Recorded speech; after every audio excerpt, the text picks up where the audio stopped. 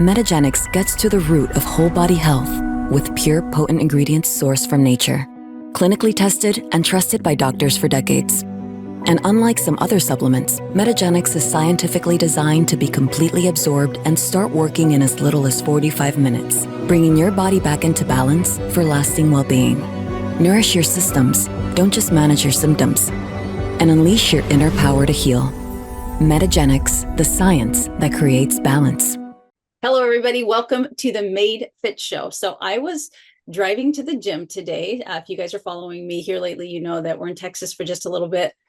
And I decided I wanted to find a gym and go to a gym and do workouts, which I haven't done for a really long time. I've always been a home worker-outer, kind of usually forced to when I'm in Mexico. But I just have this desire to go to the gym and I've really enjoyed it. But on my drive this morning, I knew I had a podcast to record today. And I was thinking to myself, how amazing is it? The thing that I absolutely love about podcasts the most is there are billions of people out there in the world, and I get the opportunity to meet someone that I probably otherwise wouldn't meet. And I get to sit here and I get to learn from this individual. And the cool thing is not only do I get to learn, so it's like sitting down next to a fire with a cup of coffee and reading just like a really engaging book. But not only do I get to get the information from the book, but you get to get it as well. And this is no exception. We have a guest today that I think is going to bring a totally unique perspective. He's very, very accomplished. But as always, let me digress and give him his due introduction. And then we're going to go ahead and dive right in. So on this episode of the MADE Fitz show, we have Dr. Mike Van Thielen, a true Renaissance man with an impressive list of accomplishments. You wait. Dr. Mike is a world record-holding swimmer, a best-selling author, a sought-after speaker, and a leading expert in the fields of anti-aging, my favorite, regenerative medicine, and biohacking. He's the medical director at HydraHeal, a company specializing in cutting-edge molecular, that's a mouthful, hydrogen solutions. And he's passionate about helping people optimize their health and performance. So join us as we dive into Dr. Mike's fascinating journey and uncover the secrets to unlocking our own superpower. So, Dr. Mike, it's very nice to have you on the show. Thank you for joining us. Thanks for having me, Melissa. Looking forward to it. Yeah, this is super exciting to me. Like I said, just started going to the gym. So my husband and I are kind of wanderlust. We actually live in several different homes throughout the year, and every place that I go has a different setting for me to optimize myself. Sometimes we live on a beach, and so I get to be out in nature and I get to do nice long walks. Right now we're in the big city and I've decided to go to the gym. So I am very interested in what it is that you do, because no matter where I am or what I'm doing, it's just important to me that one of the most important things that I do is to take care of myself, especially being a woman that's now 50 years old. What can I do with the environment that I have to be the best version of myself? So I would really like to dive into that today. But I also want my audience to kind of understand who you are. So if you would just give us a quick description of the path that has led to being the accomplished man that you are and how you help other people. Yeah, sure. Long story short, people can probably hear an accent. I'm originally from Belgium. I came to the United States in '97. So I've actually been half my life here, 26 years. As a kid, I guess I was very competitive and into sports, and I always wanted to win. And started competitive swimming when I was 8 or 9 years old, and actually kept doing that on and off, and actually swam that world record you mentioned in just before COVID started in the 45 plus age group. So now I'm almost 53 now, but I'm very competitive and want to be the best. Sore loser probably, I don't know. That's one thing to know. But grew up with my brother and a single mom, so she had to work hard to provide for the two of us. And ended up going to the University of Brussels, did physical education at the university because I liked sports, but what are you going to do with that ultimately? So I decided to move on and do physical therapy also. And that's how I started traveling with the Belgian Olympic swim team in preparation for the Olympic Games in 1996 in Atlanta. And Wow. so we traveled a lot around the world to prepare for that. And then after the Olympic Games, they were short of physical therapists in the United States. And so a recruiter called me up to see if I wanted to come work here, and I was only 26. So I did save $400, packed a backpack and put my jeans on and came live, quote unquote, the American dream, right? Um, Wow. Ended up working in a hospital, but only for a month until I got in trouble. And I, of course, didn't like the way they take care of people in a hospital, because you don't really do what you need to do with the patient. You gotta do what makes money, Yeah. right? So I figured it out pretty quick. Got into private practice and observed that things like acupuncture, oriental medicine, and herbs, which up until then I didn't not have any exposure to, that a combination of kind of alternative medicine practices and conventional medicine actually got better results. So I got intrigued and I got interested. Ended up going back to school to the Florida College of Integrative Medicine for a 3-year program, got my license in acupuncture, doctor of oriental medicine, board certified in Chinese herbs, homeopathy, the whole 9 yards. And I started doing that. But after another 1,000 patients, I kind of got frustrated because these quote unquote alternative therapies were indeed less invasive than conventional medicine, meaning drugs, injections, and surgeries. But I really didn't get the long lasting results I was hoping for either. So I had to dig deeper. I had to go back to basics. And that's when I decided to get my PhD in holistic nutrition. And also I Mm. decided to go look at Mother Nature for the truths. And I just started looking at animals in the wild. What do they do? So instead of getting a second opinion from another doctor, I just got a second opinion from animals in the wild, basically. And by Love it. combining that, I really became very confident suddenly in helping anybody with any medical condition, from cancer to Parkinson's, etc., all the way to working with top athletes and optimizing their performance and getting to the next level and anything in between. And so that's when I started to write books. I got 9 books now, doing a lot of keynote motivational speaking, doing a TEDx talk. And so today I'm regarded an expert in biohacking, and I do a lot of mentoring and online group classes to help people with whatever, but mostly to get them to the next level or overcome any disease. And, usually I do that in 3 stages. Most people fall, unfortunately, in the first stage, which means is we need to regain control of our health because they're in pain, they're overweight, or they're diagnosed with a disease. So we're below normal. So first we got to get back to normal, right? That's step number 1. Step number 2 is once we're back to that baseline and we're not suffering from pain or a disease, we can go to optimal health. So we need to incorporate lifestyle modifications so we can feel vital and and energetic and be the best we can be. And then the third stage is once we're in optimal health, now we can use it as a foundation to reverse our biological age, to upgrade our body, our brain, and our life. And that's really what biohacking is as we chronologically get a year older, based on our date of birth, we biologically actually can reverse that. So we'll end up living easy 100 years, but the chronological age is not important. It's the quality of life, is being 100 and able to do the things a 40-year-old does. So, and that's where I am today, is helping people to go to that next level, reverse their biological age, or overcome any medical condition if that's the stage they're in. Most people listen to this podcast, they don't watch it, but if I don't even know, I'm literally at the edge of my seat, leaning forward. You are someone that I feel like I could just snatch you and take you to a deserted island and listen to you for a month. I am very, very much intrigued with all of your education, starting with, you mentioned getting people to a state of being healthy, that a lot of us live a little suboptimally, a lot. What is it now? So 78% of us are overweight or obese. Yeah, exactly. Where do you start there? Like what, to generally speaking, I know that it's a very probably individual approach, but when someone comes to you and they've got maybe a lot of weight to lose, or they've, even just maybe have, prediabetes or metabolic syndrome or higher cholesterol, what are the things that you incorporate first and foremost to help somebody get from not being optimal to at least being at a healthy state so you can take them to the next level? No, it's a good question. And like you said, everybody's individual, but in health, there is no there is no magic bullet or silver bullet.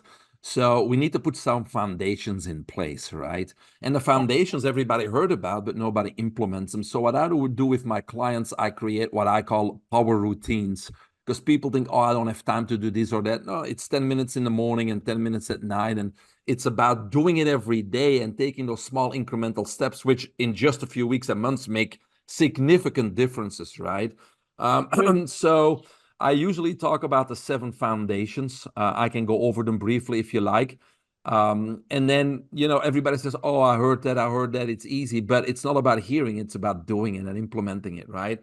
So the first one is water, right? We need to drink plenty of clean water. So based on where you live, you got to make sure that the water you drink is obviously void of toxins, because in the United States, we put a lot of toxins in there and we allow fluoride in there, etc. So based on where you live, you need to make sure that you get a filter that obviously gets rid of all of those, and drink plenty of water, because we are a plumbing system. We have a cardiovascular system. We have a lymphatic system that's part of our immune system. And so we are designed for things to move. Think about plumbing. Stagnation is no good. And in our body, it's the same thing. Stagnation equals disease. So we need to drink a lot of enough water. And this water is hydrogenated water, of course, but we need to drink a lot of water, number 1. Number 2, air. We all breathe in the same air, 21% oxygen. But as you know, Melissa, over 90% of us don't know how to breathe. We think we need to breathe through the mouth. The mouth's designed to talk, as we're doing now, and to eat. But we actually got something in the middle of our face, and that's designed to breathe. And so I urge everybody to learn to start to breathe properly. And today you can just go on YouTube or download apps. The best app today for breath work is probably used to be called the Breath Source, but now it's called The Source. You can download it for free. All the top breath masters of the world are on that one platform. But you need to start with learning how to breathe properly, which, by the way, is 6 counts in through the nose, capturing the nitric oxide, pushing it deep down into the body, through the lower lobes, into the cells, right? And then exhaling in for 5, and then exhaling through the nose also for 6 counts. So that would be an average of 5.5 breaths per minute, versus now most of us breathe in 16 to 20 times through the mouth. So it would increase efficiency by 300%. Possibly the number 1 biohack. Why is that important? Yes, we need oxygen to breathe, but oxygen also equals aging. Oxygen is oxidative stress. It's rusting, right? So if we can increase efficiency by 300%, we're going to live longer and everything's going to work much better. So number 2, learning how to utilize that 20% oxygen in the air properly and maximize it in our body comes down to learning how to breathe properly and utilizing that, which is breath work, which doesn't cost anything to learn. Number 3, I would say movement.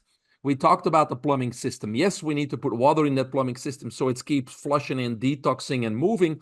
But at the same time, we are designed to move, not to sit down. And I know people that go to the gym an hour and a half every single day, but then they go to their job and they sit still 8 hours selling insurance, for example. So from a health point of view, that's not the ideal thing. We need to constantly move. We need to get up, we need to walk, we need to dance, we need to go outside. We need to keep moving because, again, think about stagnation equals disease, right? So you don't have to go to the gym, actually, from a health point of view. You don't have to play organized sports. You just got to move. And if you can't move, that's when the technology is coming, right? That's when you have vibration platforms, that's when you have mini trampolines and things like that. So movement. Number 4, the opposite of movement, rest. We need a deep quality sleep, deep delta sleep. And the majority of us, again, they wake up not rested, So if you feel like you're still tired and you're not ready to attack the day and get going and energetic, there's something off with your sleeping and you need to correct that. Because it's just like a supermarket, I always say, if the people that restock the shelves go on strike, the next day and at least 2 days later, there's really nothing going on and nothing to buy anymore. And same with your body. There's a time it needs to restore, replenish, renew, repair. And that's at night. And if you can't get into a deep delta state, that's not happening. And so it's a vicious cycle of more and more fatigue and more brain fog, and the list goes on. So we need to get a routine in place that gets you to sleep fast and gets you to in deep sleep. And that's what I help my clients with too. But 2 good examples that most people can probably relate to is, number 1, what's important is you cannot eat or snack several hours before you go to bed. ideally 4 hours or more. Because if you eat before you go to bed, your digestive system kicks into work and it takes several hours. And when your digestive system is working, guess what? You're not going to get into a deep delta sleep. You're not repairing, you're still working, right? And the other thing is, a lot of people, it's more a mental thing, right? They have worries, they're thinking, they're overthinking. They go to bed and think, oh, tomorrow I got to do this and I got to run the kids there. And then I have this meeting. And what am I going to say during the meeting?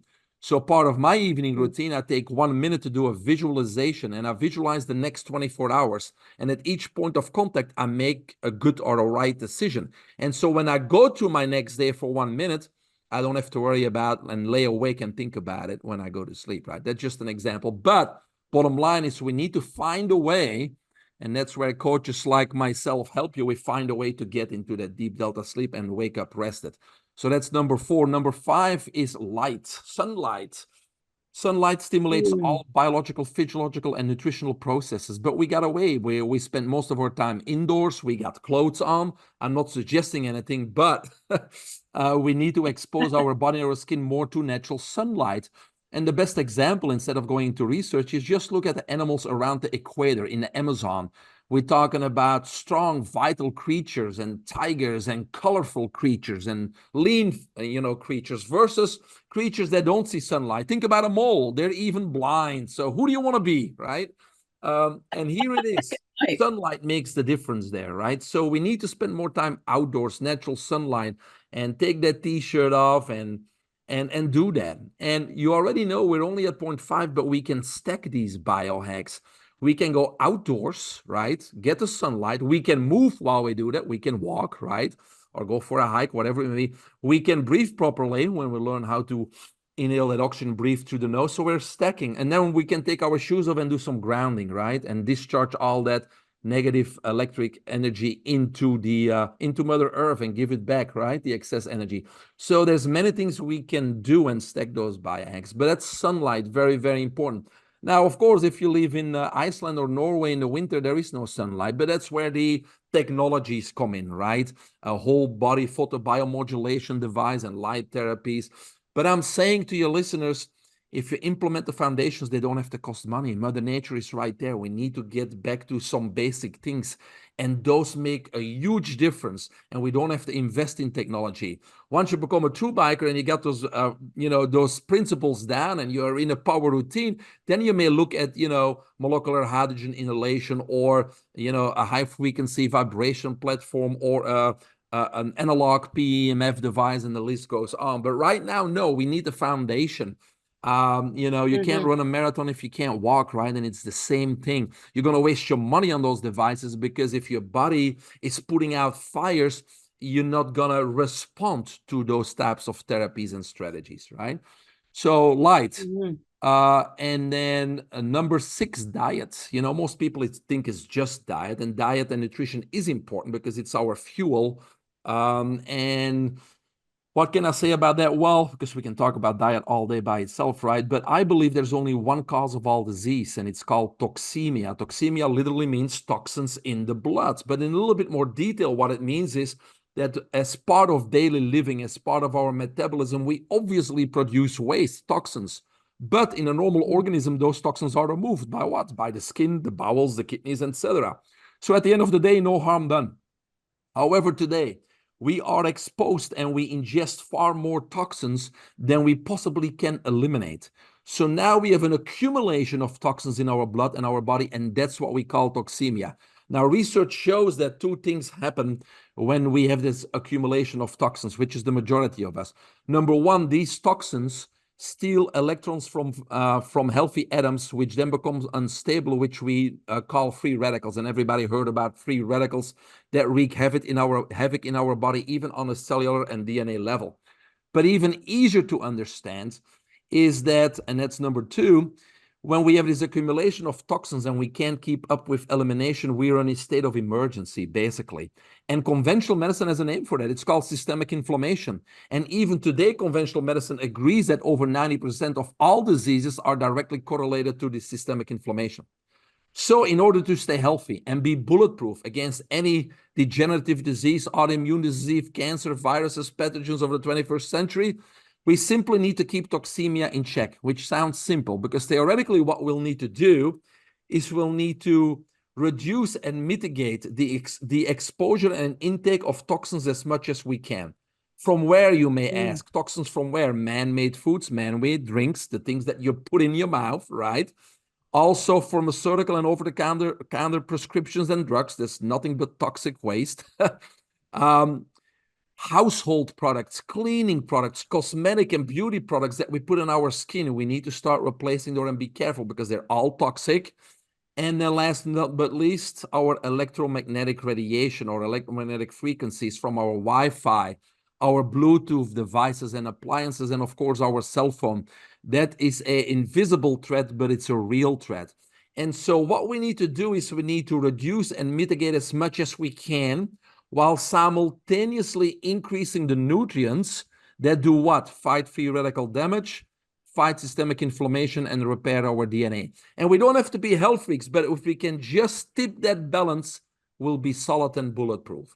And so that's what we need to do with our diets. We don't need to become extreme, but we need to really focus on reducing the toxic intake and increasing the nutrients that help us repair the DNA and mitigate that free radical damage or oxidative stress and inflammation. And then last but not least, number 7, Melissa, the 7 foundation, our minds. We need to upgrade our mind.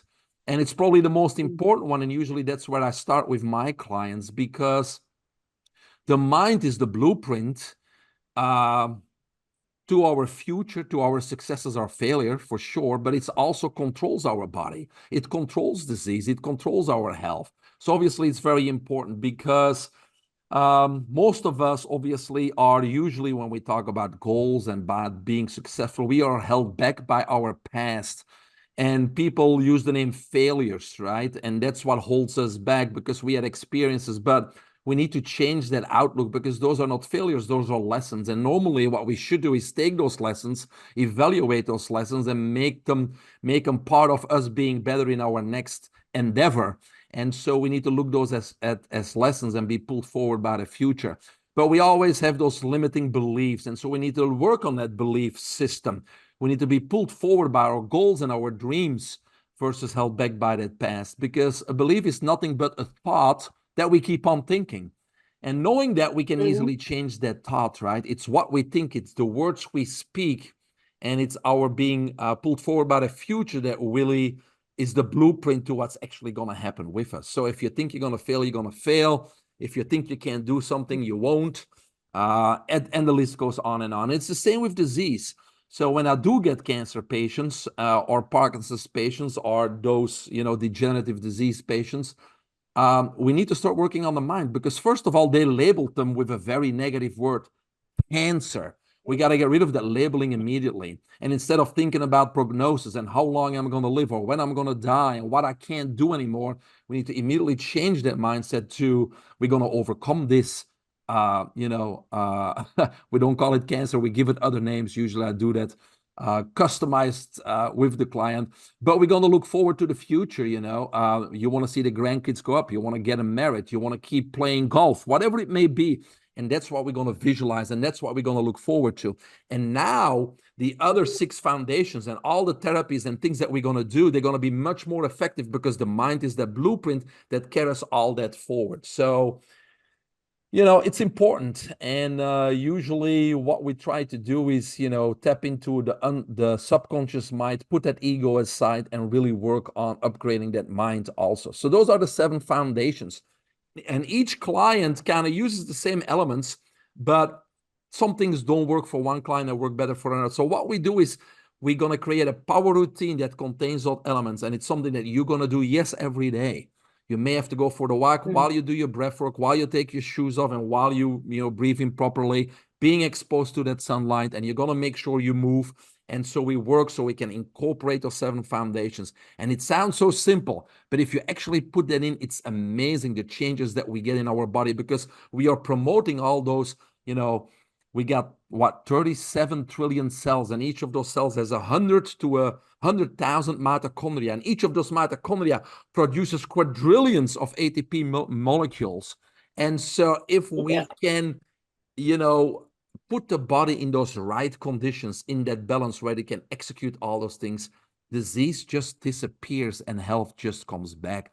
Our body, continuously strives for perfect health. And instead of interfering with it, because that's what conventional medicine does, and hoping for a positive response, we just need to leave the body alone. It knows what it's doing. Let's put it in an environment, in a condition where it can actually get rid of your disease, get rid of your cancer, get you healthy, et cetera, et cetera.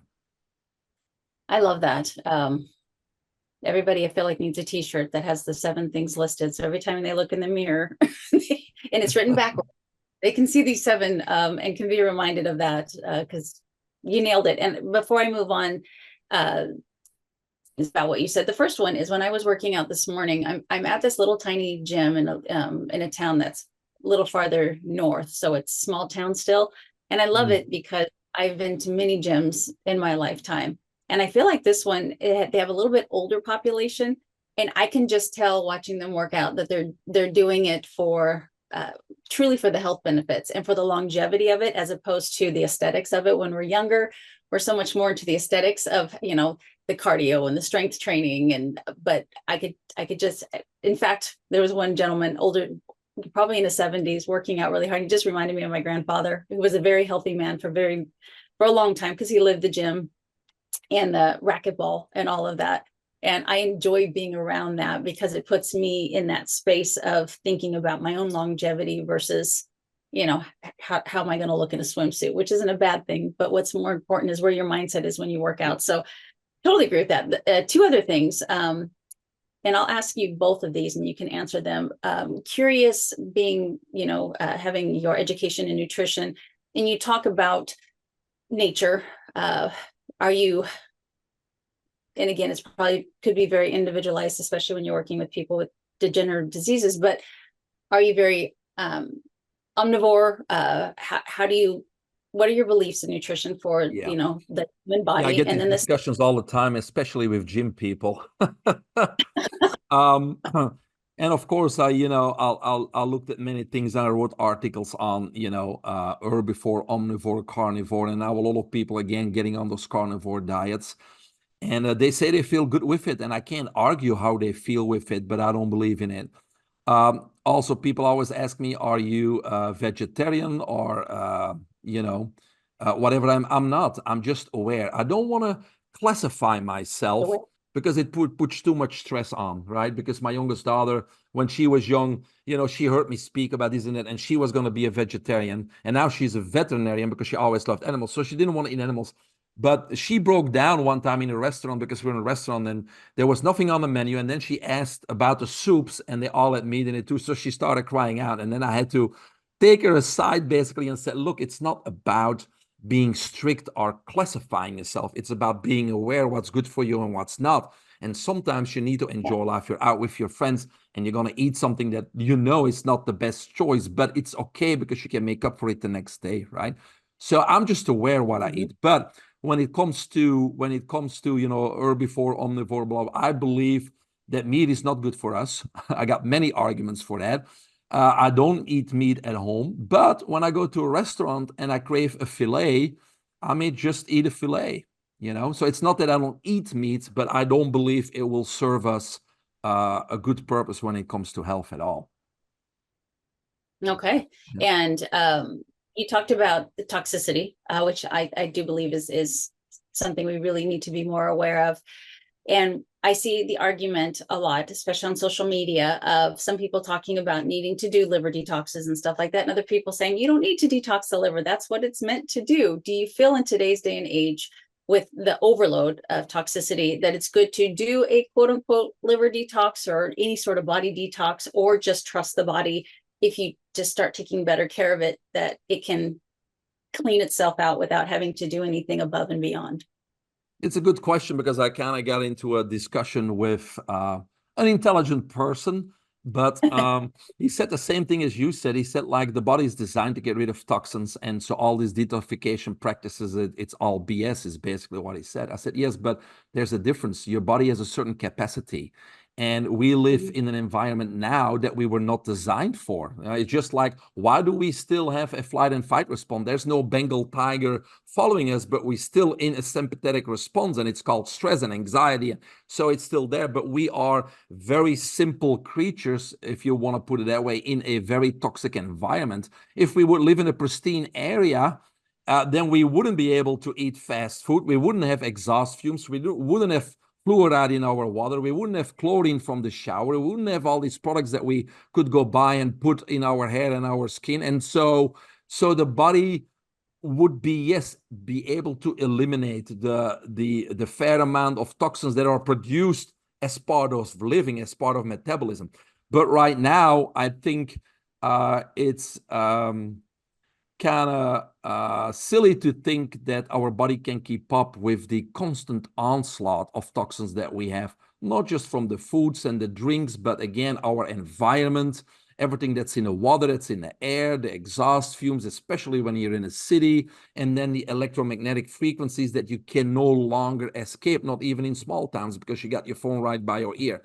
So now again, there's our body cannot keep up, and when the body cannot keep up, there's going to be compensation. There's going to be, neutralize. There's going to be cysts. There's going to be cancers. There's going to be all these compensation techniques that the body needs to do.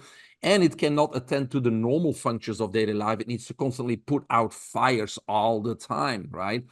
So no, I do believe, for example, that if you want to be in optimal health, you need high quality supplements also, because we cannot keep up with the onslaught. And so, yes, we need to put foundations in place. And yes, the regular detoxes certainly won't hurt, right? But I think a lot of people detox again before they put the foundations in place. Why don't we look at our cleaning products, our beauty products? Why don't we upgrade our diet to make sure we take in less toxins and include more nutrients that do what?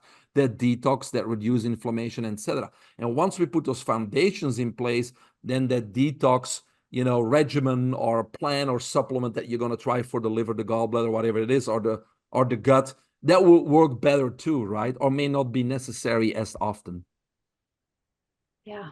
Great explanation. And I just want to point out too, because I've been in the health and fitness space for 30 years. Wow. For 30 years. And I've watched the ebbs and flows of everything from, high carb, low carb, high protein, Exactly. Yeah. caring about protein, high fat.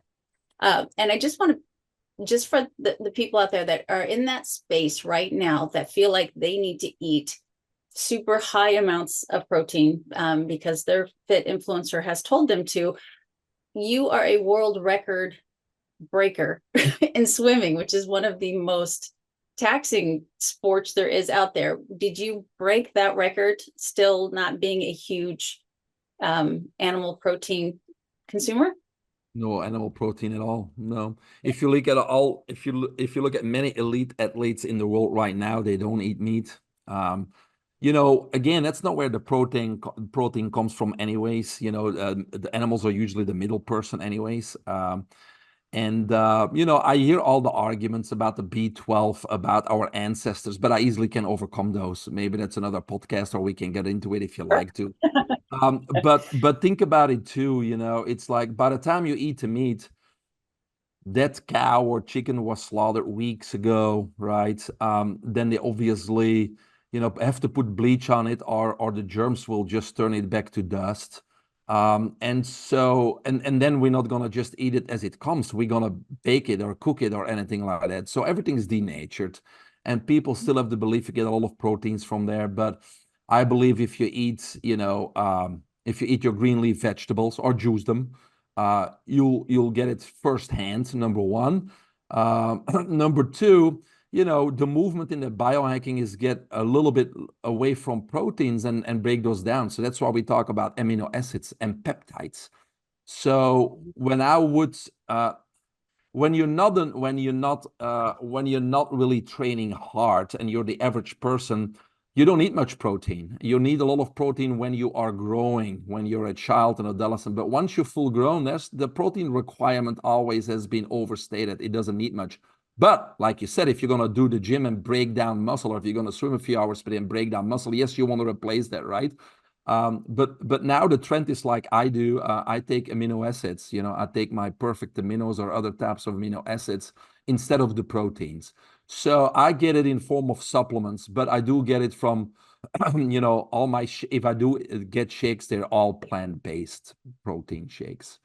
They get absorbed 100% too. Yes, you can, take your whey proteins or your casein proteins and things like that, but we know the absorption rate is far lower than from, plant-based sources. So yes, when I work out, I make sure I get my proteins, but they don't come from eating meat. Okay. A very good perspective. You've mentioned the word biohacking a lot. And again, I hate to always say this, but it seems to be where everybody gets their information these days is through social media. And again, we've got, people that proudly will boast biohacking in their bio. And then I'm thinking of one particular doctor he gets to me a little bit, but he always tends to call that a funny word.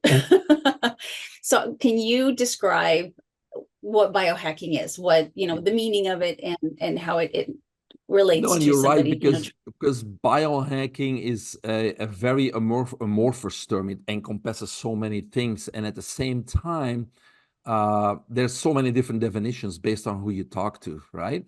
And sometimes biohacking has a negative connotation also, because if you think about it, hacking means taking a shortcut, and in health there is really no shortcuts.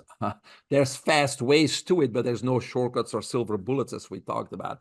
And then biohacking, if we really go into biohacking, yes, there is a negative part to it, in the sense that biohacking basically has three phases. It's biomodulation is phase number one, which means is we're going to do something that is healthy for us.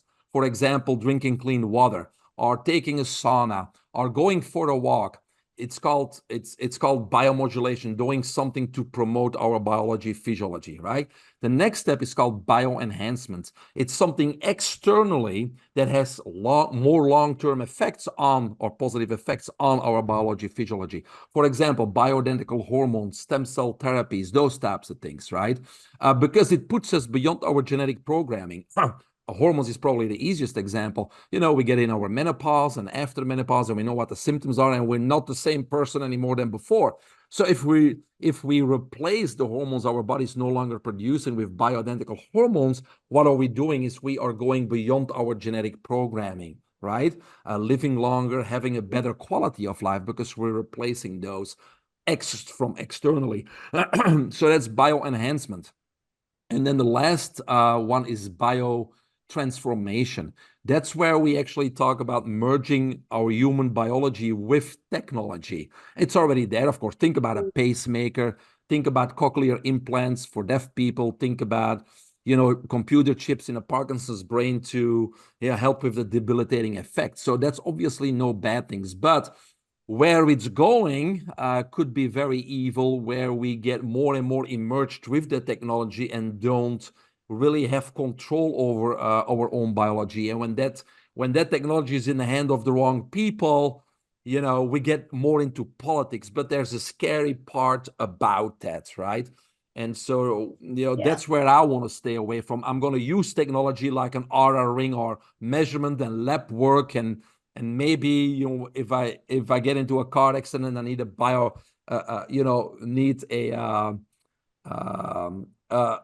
prosthetic. Yeah, that would be good, because that prosthetic is much faster and more efficient than my own biological limb anyways, right? But there's boundaries there, I think, that we may soon go over, and that wouldn't be a good thing. But otherwise, my definition is simple. It's upgrading the body, the mind, and life. And from a health point of view, it's reversing our biological age, so we can live longer, but quality-wise. Yes, so important. And you mentioned the Aura Ring, which I've been a fan of. Gosh, I think I've had this for almost 5 years now.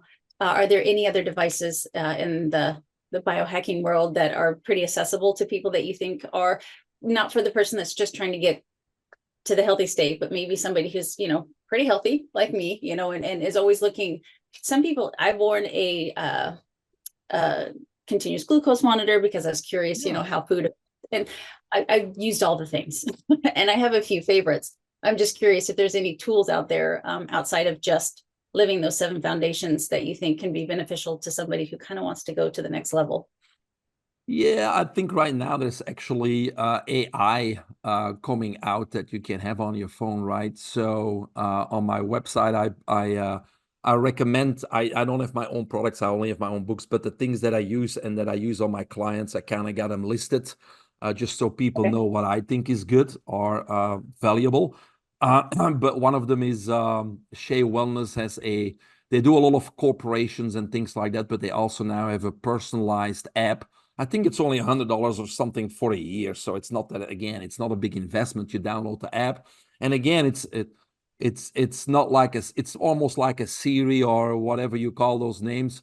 But you give it information and it also interacts with your Aura ring or with your digital watches and your things. And it's going to get all the more and more information. It's going to make suggestions on a daily basis that that I wouldn't even suggest because I wouldn't be able to pull all that information to make that suggestion. So many times with my clients, I have them download that app and start working with that app.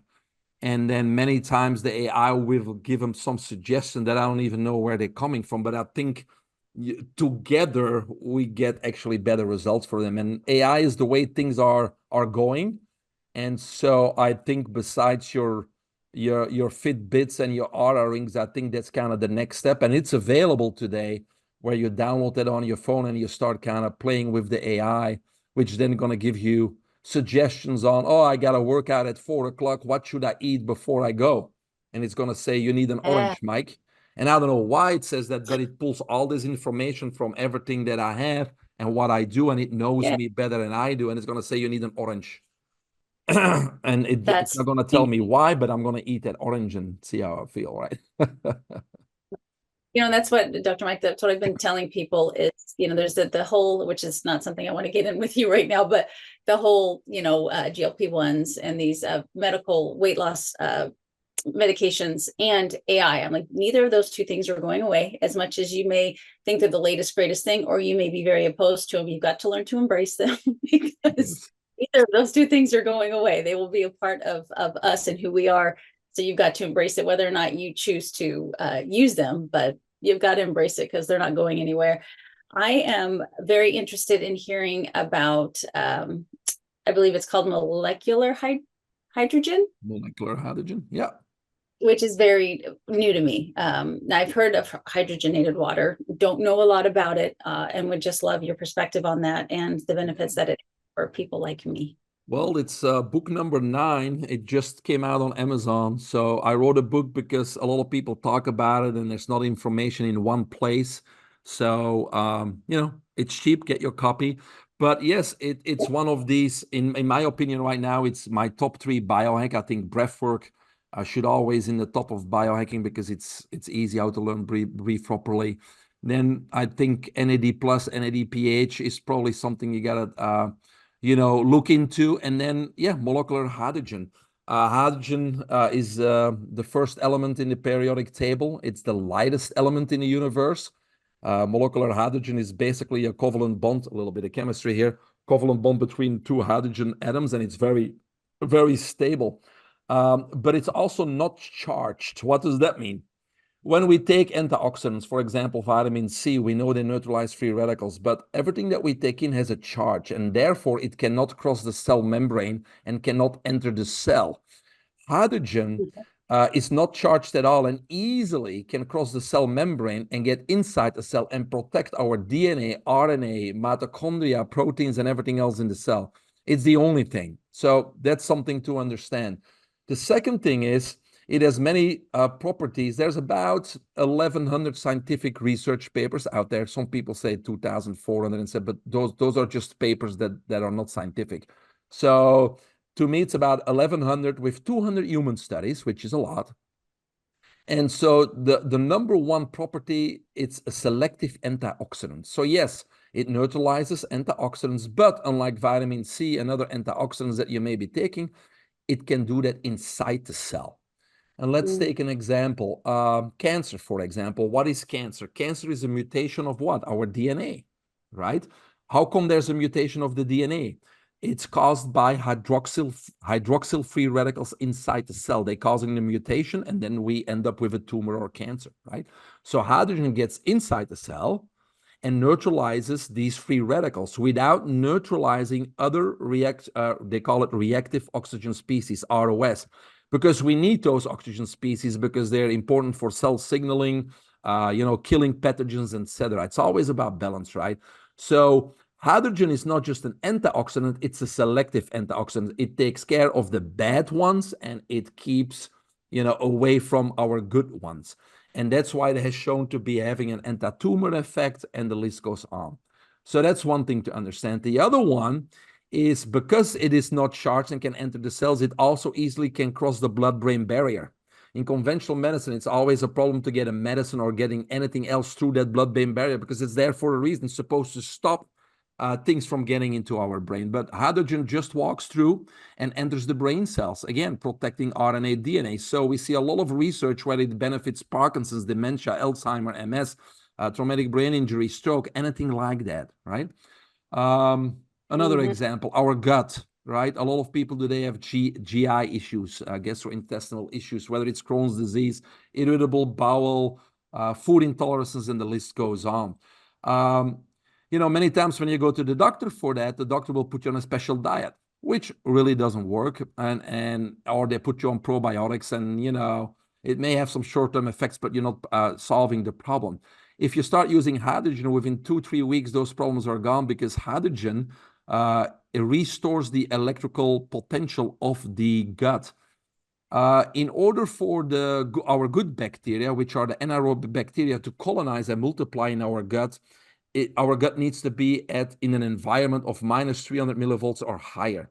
And so when an environment is not there, you can pour as many probiotics or good foods in there. The environment is not supporting colonization of those bacteria. So when you use hydrogen 2-3 weeks, it reestablishes that environment, and now the probiotics and now the food will have an effect, right? So many times we fix that very quickly with hydrogen too. But even if you're not talking about disease, but just about health, it's neuroprotective. It helps mitochondria produce ATP. It helps with all chemical processes in the body. So when you talk about athletic performance, if you talk about longevity, all the studies are out there, and the book that I just showed you has all the references in it. So to me, it's a great thing because we don't have to go to a doctor to get it. It's a gas that is 100% safe. You can't overdose either because when your body is saturated, you simply exhale the excess, right? So it's 100% safe. You can't overdo it. And now there's units available for at home. So we can infuse our water with hydrogen, or we can inhale hydrogen. And that's where today a little bit the latest discussion is, what should we do? Hydrogen inhalation is a much higher concentration that we can absorb in much lesser time than drinking water. So I got a unit here. I'm looking at it. If I go 15 minutes on that unit, I would have to drink 64 gallons to get the same amount of hydrogen, which is not going to happen, right? So concentration-wise, inhalation is better. It's also much better if you're trying to help with anything with the brain, because when you inhale it, it goes straight into the brain, right? Now, if I have Crohn's disease, drinking hydrogen water may be a better option because now it comes in direct contact with my gut, right? And I do both. I do both. But hydrogen is safe. It's backed by scientific research, and you can do it at home, right?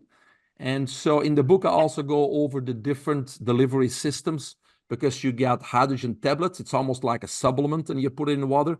Then you got those hydrogen bottles that you see celebrities walk around with on social media, which is basically you put water in it, you press the button, you wait 5 minutes, and it produces hydrogen because it basically has a electrolysis system in the little bottle, which then produces hydrogen, but you got to drink it immediately. And then you got devices for at home, which produce more hydrogen. And then you got the inhalation devices. And I got a device here on my coffee table, because if I do some work on a computer or relax and watch TV, whatever it may be, I can put the hydrogen up my nose and just sit there. I don't have to really carve out time. I do it while I'm being productive, right? Many times I have podcasts just on hydrogen, then I'll just sit there inhaling it while I do the podcast, so people see how simple it is, right? But it's certainly something to look into, to get educated. It doesn't have to be expensive. And I think it's one of the great things that conventional medicine has not caught up on yet. But hopefully that will change, because I will be a speaker at the A4M in December in Las Vegas, where I talk about molecular hydrogen to thousands of regular doctors, and hopefully it kind of catches on as a adjunct therapy that really can help people that are suffering with these degenerative diseases. That's I'm glad you said that, because that was going to be one of my questions for all of the skeptics out there. Why do we not hear about it? Like, I've gone through extensive gut training, and I've never heard of hydrogen for the gut. You know, it's almost disappointing if it's as good for the gut as you say it is. And then number two, looking back, I don't know, 100 years, we didn't have hydrogen machines. Was there a way back in the day that we got the hydrogen that we're missing now, or why is it important today? But again, we can go back to two things. Our body produces hydrogen. Hydrogen is a byproduct of the fermentation of fibers of fruits and vegetables in our gut by certain bacteria. So hydrogen is produced, and then it's used as part of the digestive system, etc. But again, today, as part of our poor diet and the toxemia in our environment, we have a lot more things to repair, right? And so this is why we are getting disease, because we are not balanced. So doing hydrogen on a daily basis, we are counteracting that toxemia again, because that's oxidative stress, right? These toxins causing, we talked about it today. You can rewind, right, if you forgot it, but these toxins steal electrons from healthy atoms and then cause free radicals and oxidative stress. And so this molecular hydrogen is going to counteract that also inside the cell. Because we all learned that if we eat enough fruits and vegetables or take antioxidant supplements, they will donate an electron to the free radical, and then that free radical is neutralized. But we don't realize is that antioxidant then, by donating an electron, becomes totally useless. So it can do that only one time. And that's when I could talk about NADPH. NADPH is basically the battery of our cells. It's a reservoir of electrons, and therefore I think it's important to make sure you have enough NADPH in your body. And guess what hydrogen does, right? It feeds the production of NADPH, H hydrogen, right? So hydrogen will help us get a good amount of NADPH in our body, which is an electron reservoir. So now think of your vitamin C gives an electron to a free radical to neutralize it, which is great. Job done, free radical neutralized. But now this vitamin C becomes totally useless, okay? But what if we had a reservoir of electrons and we could donate that same molecule of vitamin C, another electron, and another one, and another one, and another one, so it could keep on continue to neutralize free radicals. That's why NADPH is important, and that's also why another thing that hydrogen does is make sure that we have ample amounts of NADPH in our body. Fascinating. Love it. That's a lot of chemistry. Yeah. That's I would geek out on that book, so I will definitely be getting it. You talk a lot, so we've kind of talked about the foundations, which I love, to kind of get you that healthy state. A little bit about biohacking, to kind of things that you can do above and beyond, which I appreciate those hints there too. For people that just want to live like me, absolutely as optimally as possible, they find their superpower, they're able to just, us both being in our 50s, I want to be just as vibrant and active in my 80s as I am today. Any advice for especially women, that are very busy, have careers, raising children, doing all the things? Is there anything when you work with clients to help them go from you're great to this is about as good as it gets, as optimal as you can be? That's what I do. If you go to my website, you'll see my programs. I got the biohacking coach is I work one-on-one, usually with successful people. They're already successful. They're successful in business. They're upgrading their business. They're upgrading their home. They're upgrading their car, but they don't have the skill set to upgrade themselves. And so they need to keep up with what they're producing. And so that's where I come in. And then I have another program called the Limitless Lab, which is not one-on-one, which is a limited group virtual training, live virtual training, 6 weeks program, two times 1 hour per week, where we kind of do the same thing. Is how do we get to that next level? And whether you're an artist, whether you're an entrepreneur, or whether you're an athlete, I'm not helping you upgrade that skill because I don't know anything about your business, or I don't know anything about wrestling, or I don't know anything about pole vaulting, right? But I do that through self-optimization. By upgrading your body, your mind, and your life, you're going to be much better at what you do now, no matter who you are. And so that's what I do with people. But, to give you an answer, I think what many people overlook, and that's where I start, that's my foundation in the Limitless Lab. I start really my first hour talking about purpose, right? You can't be the best version of yourself if most of the day you're doing something that doesn't align with your purpose, if you're just getting a paycheck. That doesn't mean you got to quit your job today, but we got to start realizing that I'm providing for my family, I'm doing this and this and this.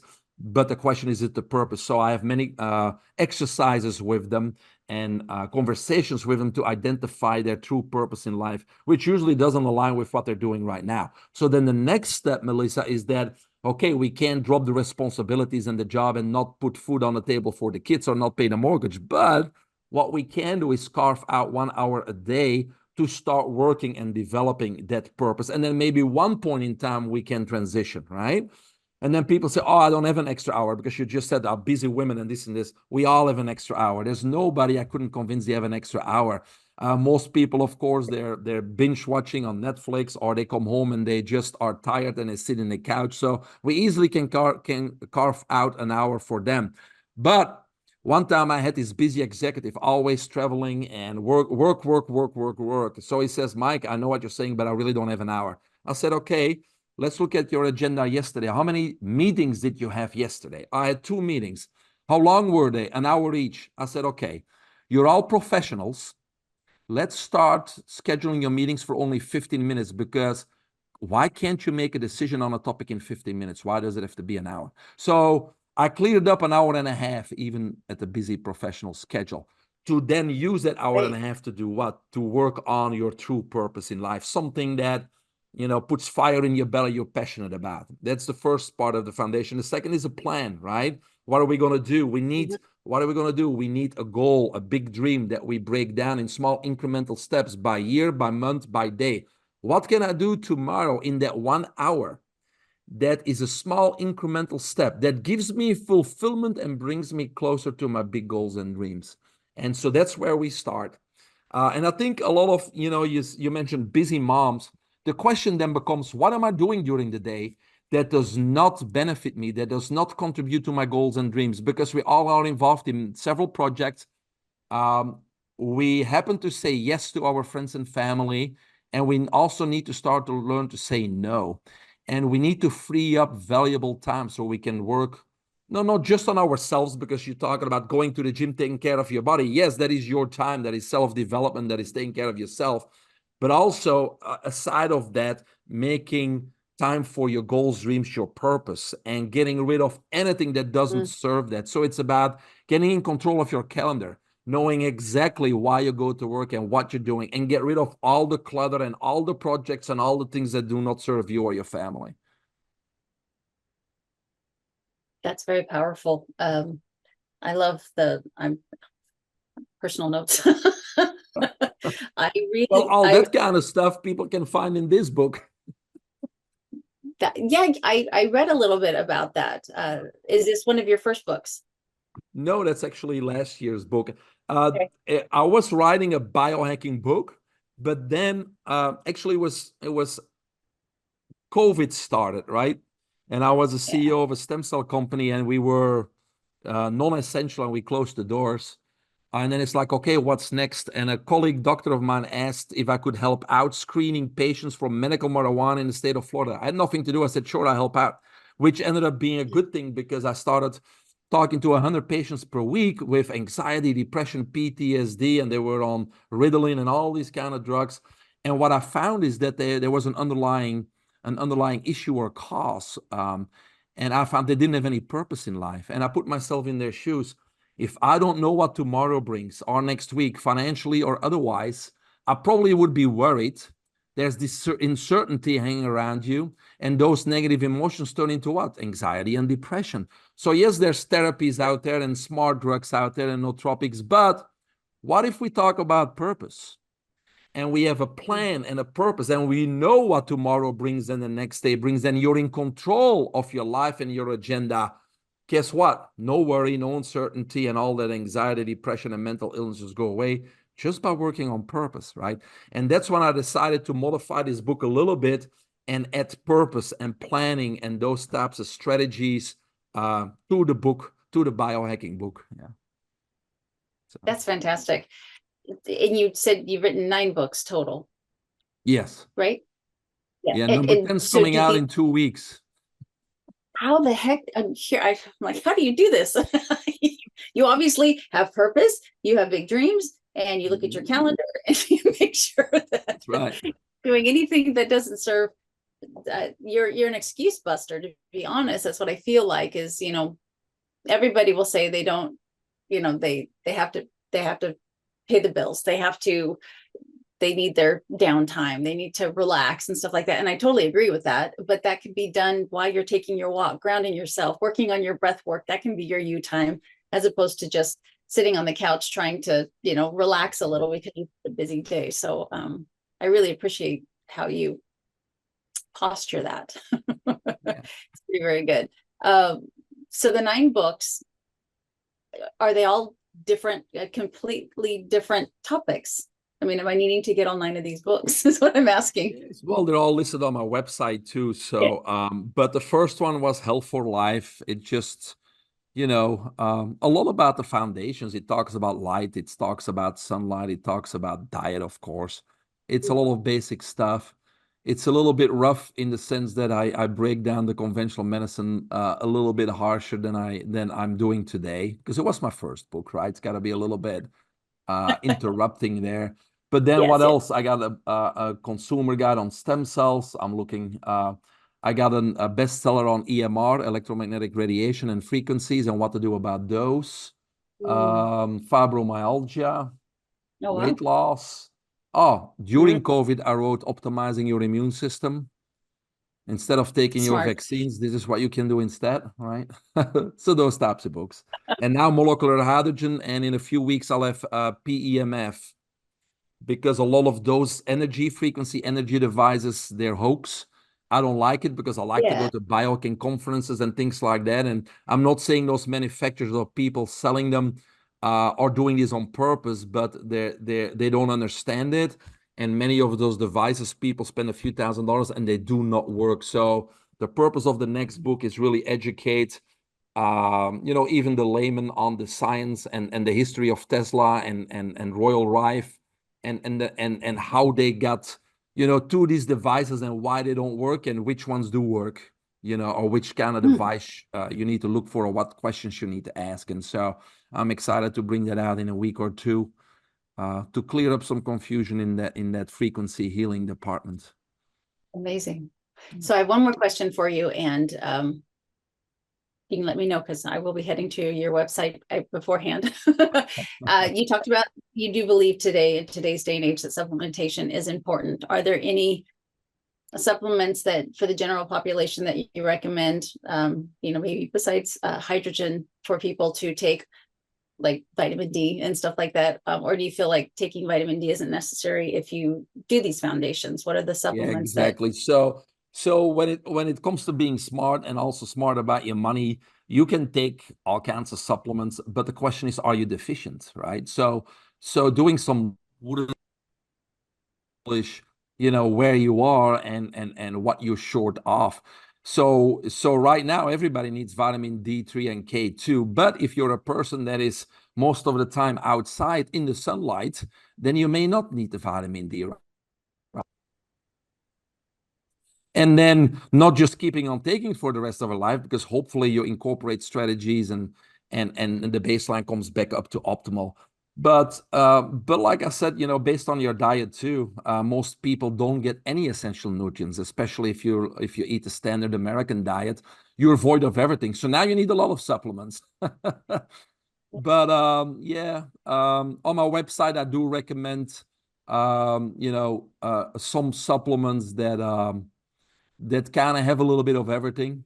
That are important, but I usually customize them based on my client for sure. But I believe it's your insurance policy to optimal health, because you can't get everything from your diet.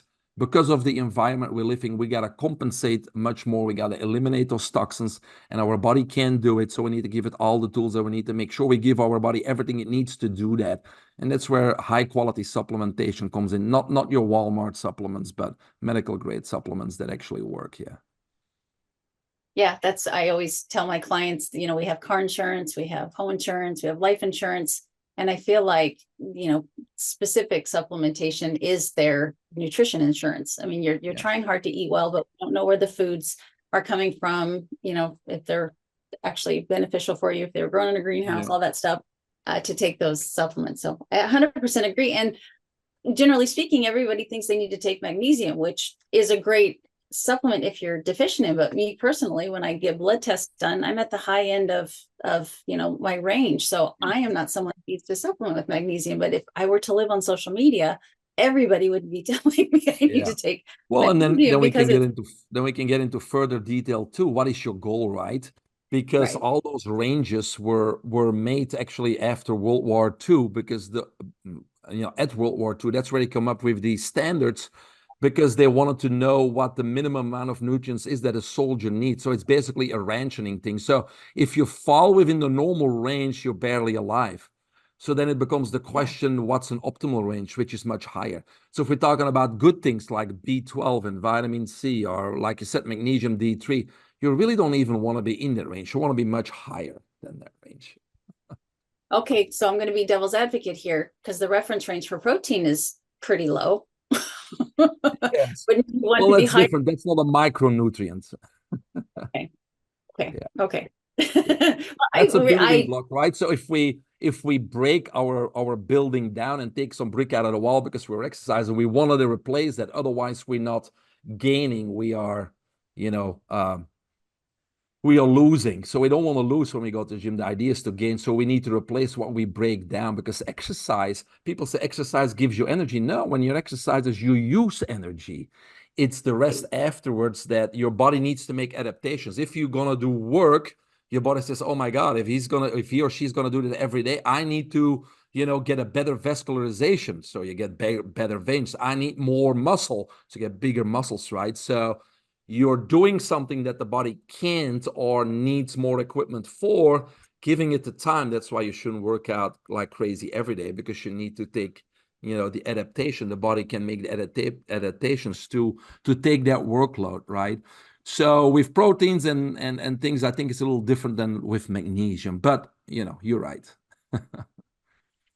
So you can't get rid of me yet. I do have another question. So you mentioned during the breath work, and I've heard a lot here lately about nitric oxide, and the importance of nitric oxide. Do you have an opinion, especially with breath? Because I know that does help on the importance of nitric oxide for us.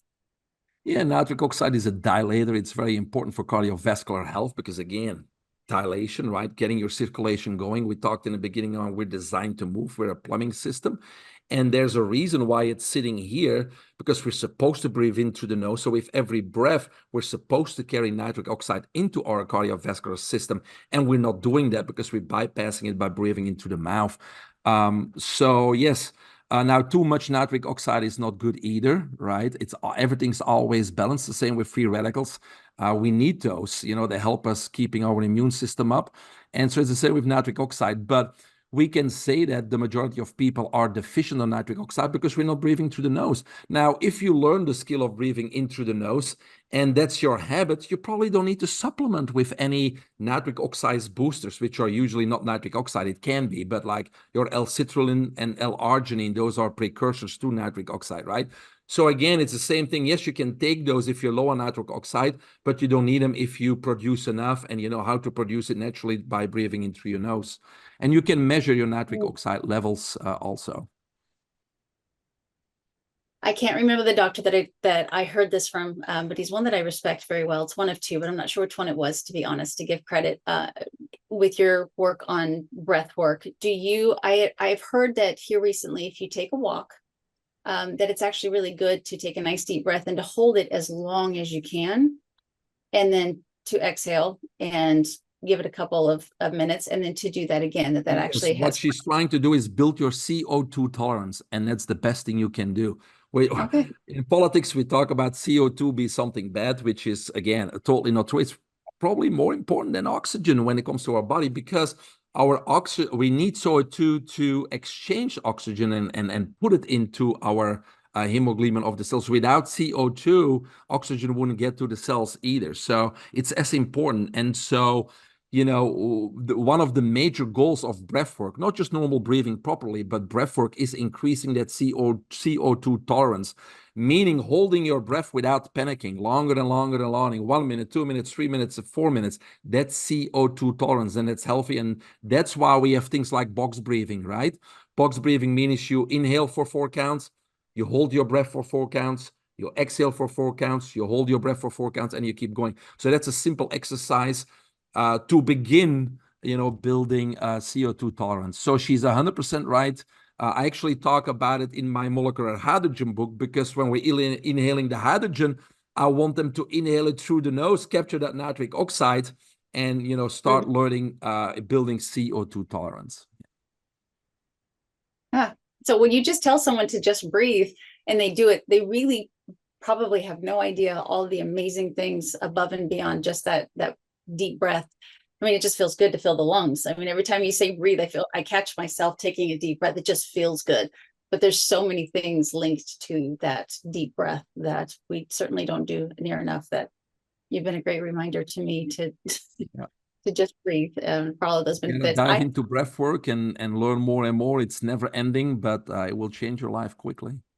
Yeah, I just got PADI certified, and learning to be so aware of your breathing in that certification, because of course I was going through my tank so much faster than my instructor, because he knew to slow down his breathing and to, take a nice deep breath and to slowly exhale, where I was, because I was really nervous. But it's mind blowing in every aspect of your life, how important it is to slow down and to take those deep breaths. So, Dr. Mike, I am just blown away. I've really enjoyed this interview. Like I said, for me, these podcasts are amazing because I get to sit down with these incredible experts who share their passion and their knowledge. And I know that above and beyond me, you've just helped thousands and thousands of women. So can you please share with them where your website is, if you're on social media, and if they'd be interested in working with you, where they can do so? Yeah, sure. I'm not the biggest social media guy, because that would give me a dopamine overload, right?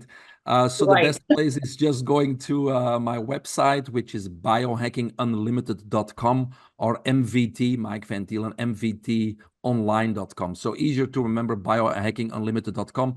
My books are there. My keynote speaking page is there. You can schedule a free 20-minute Zoom call to see if I can help you with whatever that may be. My online Limitless Lab is there. One-on-one mentorship programs are there. I guess everything you need is on my website, biohackingunlimited.com.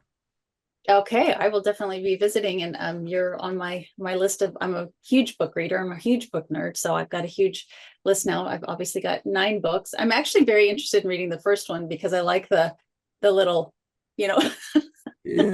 a little rough Dr. Mike. I think that would be very fun to read. So I'm very anxious. That's the one I'm going to start with for sure. And I appreciate your time and just filling us with so much knowledge and doing it in a way that I think was very digestible. Sometimes it's a little bit over our head, and you're an excellent teacher, and it's been a pleasure.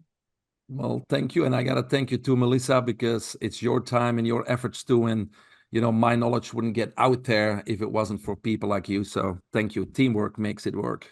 Yes, absolutely. I appreciate that. So you guys, as always, I hope that you wake up feeling prepared and you go to bed feeling proud. Have a great day.